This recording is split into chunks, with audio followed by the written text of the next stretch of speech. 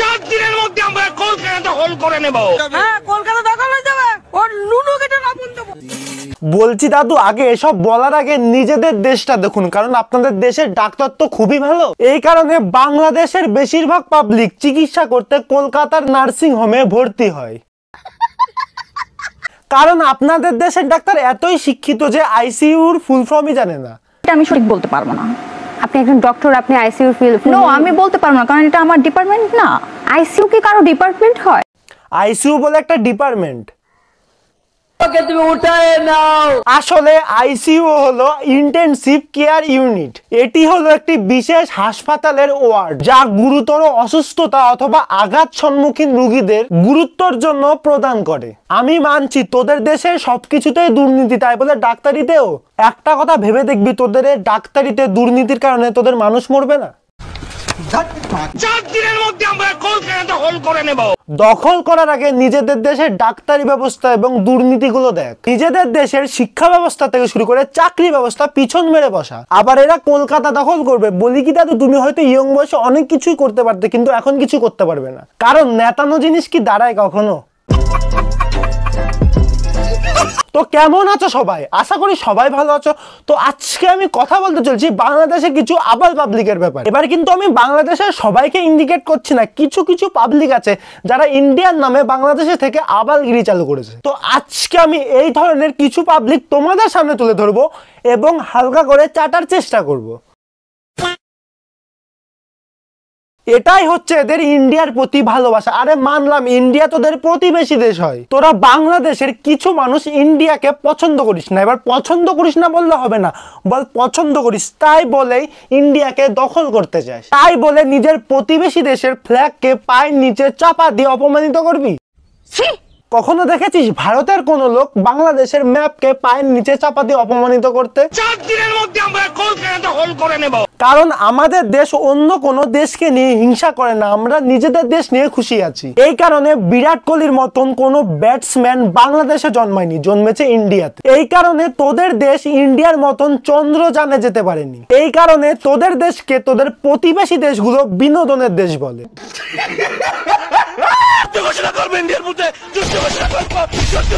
কাদের বিরুদ্ধে যুদ্ধ ঘোষণা করবি? সেই ইন্ডিয়া যারা তোদেরকে মানে বাংলাদেশকে 1971 সালের মুক্তিযুদ্ধে সাহায্য করেছিল, সেই ইন্ডিয়া। কাদের উপরে যুদ্ধ ঘোষণা করবি? সেই ইন্ডিয়া যারা তোদের রিয়ালিটি শোগুলোতে তোদের দেশের ট্যালেন্ট ইন্টারন্যাশনাল রিকগনাইজেশন পেয়েছিল, সেই ইন্ডিয়া। বলছি যে যুদ্ধ ঘোষণা করার আগে একটু ভেবে দেখবি তোদের মধ্যে মানুষের মেরুদণ্ড আছে তো। এবার কিন্তু আমি বাংলাদেশের সবাইকে বলছি না, তোদের মতন কিছু পাবলিকের কারণে বাংলাদেশের নামটা খারাপ হয়। হয়তো তোরা নিজেদেরকে ভাবিস আমরা বাংলাদেশের বড় একটা হুনু, কিন্তু তোরা কি জানিস তোরা একটা বাংলাদেশের কলঙ্ক। সেনাবাহিনীর সদস্যরা আসছেন, এই দেখুন, ওরে বাবারে বাবারে বাবারে বাবা, একবারে এক এক করে আপনাদেরকে রকেট এবং রকেটের উপরেই। হ্যাঁ, সঙ্গে তোর আগের জন্মের দাদু আসছে দেখ। মানে লারা আমি বুঝি না, নিউজ চ্যানেলগুলো টিআরপির জন্য যা খুশি করতে পারে। বলছি কাকা, আদৌ তোমার একটা নিউজ চ্যানেল তো নাকি কোনো ইউটিউবের রিয়াকশন চ্যানেল? কেন ভালো নিউজগুলো তো মানুষের সামনে তুলে আনতে পারো না? টিআরপির কারণে ভুং ভাং নিউজ মানুষের সামনে তুলে এনে মানুষকে ম্যানিপুলেট করো। আমি মেজর শরীফ, আমি মেজর শরীফ। হ্যাঁ, দাদুর বিচিতে শরীফ। অনেক বালটা ছিঁড়ে নিবি আমার জানা আছে। বুড়ো বয়সে নেশা করা ভালো, কিন্তু নেশা মাথায় ওঠানো ভালো না, তাহলে এক টাইমে আপনাকে এমন লাগবে। আমরা বলতেছি 4 দিনের মধ্যে আমরা কলকাতা দখল করে নেব। আমরা দখল করে নেব। এবার কনফিডেন্স থাকা ভালো, ওভার কনফিডেন্স থাকা ভালো না, কারণ তোরা চলিসই তো ইন্ডিয়ার পণ্য দিয়ে। আবার ভাবনিস তাহলে ভারত তো দূরের কথা, আমেরিকা আমাদের সাথে টিকবে না ইনশাআল্লাহ। আবার আমেরিকার সাথে নিজেদের দেশের তুলনা করছিস।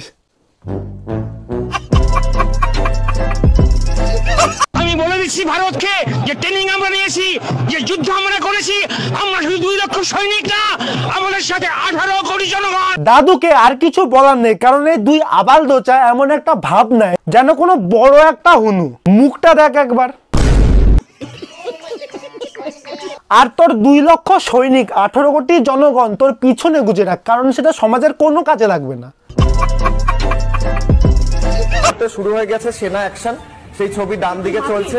ফেসবুকে এই মুহূর্তে দেখা যাচ্ছে বাংলাদেশ সেনা থেকে সরাসরি বলে কি দাদা নিউজ রিপোর্টিং ছেড়ে ইউটিউবে গিয়ে রিয়াকশন ভিডিও বানাও। আপনাদের এই নিউজটা আসলে কি একটা নিউজ ভেবে দেখবেন তো। আপনাদের এই নিউজ আর ইউটিউবে কাপালদের চাটাচাটি ভ্লগের মধ্যে অনেকটা মিল আছে, কারণ তারা ইউটিউবে এসে হাগে আর আপনি নিউজ চ্যানেলে এসে হাগছেন। বলতেছি 4 দিনের মধ্যে আমরা কলকাতা হোল করে নেব। এ ভাত না বকে যাতো লাউড়া, হালকা মুতে শুয়ে পড়। পাকিস্তান আমাদের খাবারের জন্য পণ্য পাঠায়, আর ভারত আমাদেরকে মারার জন্য সৈন্য পাঠায়। ও এই ব্যাপার, ভারত তোদেরকে মারতে চায়, তো আসল ঘটনাটা দেখা যাক। Wake up to reality. Bharat থেকে চাল রপ্তানি হয় বাংলাদেশে। ভারতের গমের উপর নির্ভরশীল বাংলাদেশ। কি রে, চালটাও তো আমাদের থেকে নিয়ে আসে, এত বড় বড় কথা কোথার থেকে আসে? গম অর্থাৎ যে রুটিটা খান, আলু পেতে ভারতই ভরসা। ভারত থেকে শস্য যায়। শুধু তো চাল না, মশলাপাতিও তো ইন্ডিয়ার থেকে ইউজ করিস, তোদের লজ্জা লাগে না? আসলে যে রুটিতেই খায় সেই রুটির মধ্যে ফুটো করিস, তোদের লজ্জা নেই। এবার তোদের লজ্জা লাগবেও বা কি করে, কারণ তোরা তো মানুষই না। বিজয় দিবসের শ্রদ্ধা জানাতে গিয়ে জুটলো বেদম মার, ছবিতে দেখাচ্ছি। শেখ মুজিবকে সম্মান করে এখনো বাংলাদেশে অনেক পাবলিক আছে যারা 16ই ডিসেম্বর বিজয় দিবস পালন করে এবং তাদেরকে ধরে মারা হয়, আর যেই সেই মারেনি অনাহারে মেরেছে তাদেরকে। সব क्या देखना पड़ रहा है। আমরা বলতেছি 4 দিনের মধ্যে আমরা কলকাতা হোল করে নেব। হ্যাঁ ওটাই পারবি, কারণ ওর থেকে বেশি তো তোদের কোনো অকাতই নেই নিজেদের দেশ গড়ে তোলার। তো এবার আসি আমি আরজি করের সেই ঘটনা তিলোত্তমার কাছে। শুনলাম সন্দীপ ঘোষ জামিনে ছাড়া পেয়েছে, শুধু শুনলাম কি দেখলামও আমি, মানলাম এটা আমি টিএমসি পার্টির ঘটনা। একদিন না একদিন ছেড়ে দিত সন্দীপ ঘোষকে। এত আন্দোলন, এত রাস্তায় নেমে কি হলো, শেষে তো সব বন্ধ হয়ে গেল সময়ের সাথে। এই পথে পথে নামা আন্দোলন করা আদৌ কোনো কাজে লাগলো কি? কিন্তু এদিকে বিজেপি কি করলো, বিজেপির কাছে সেন্ট্রালের পাওয়ার থাকার সত্ত্বেও সিবিআই দিয়ে একটা লোককে শাস্তি দিতে পারলো না আমাদের মতন আন্দোলনকারীদের বিশ্বাস না ভাঙে একজনকে শাস্তি দিতে পারতো না আমাদের ঘরের মেয়ে তিলোত্তমাকে জাস্টিস দিতে। এবার বুঝেছিস তো, দুই পার্টি একে অপরের সঙ্গে তাল মিলিয়ে চলে। আসলে আমাদের দেশের বড়লোক অসুরগুলো গরিবদেরকে গরিব বানিয়ে রেখেছে, কারণ যার কাছে পাওয়ার আছে সে কখনো পাওয়ার ছাড়তে চাইবে না। তারাই জানে গরিব মানুষই তাদের ভোট ব্যাংক। এবার যদি গরিবরা বড়লোক হয়ে যায় তাহলে বড়লোক অসুরদের সমস্যা হয়ে যাবে না? তো আমি বিপজ্জনক বলক শেষে একটা কথাই বলবো, যতদিন আমাদের ঠিক হবে না সরকার, ততদিন বাংলার উন্নতির মারা যাবে কার। তো কেমন লাগলো তোমাদের ভিডিওটা? আশা করি তোমাদের ভিডিওটা ভালো লেগেছে। ভিডিওটার কোন পার্টটা বেশি ভালো লেগেছে সেটা কমেন্টে জানাও। ভিডিওটা ভালো লাগলে ভিডিওটা লাইক, কমেন্ট, শেয়ার আর চ্যানেলটা সাবস্ক্রাইব করে দাও। একটু সাবস্ক্রাইবটা তাড়াতাড়ি করো গাইস। তো দেখা হচ্ছে নেক্সট ভিডিওতে, ততক্ষণের জন্য টাটা।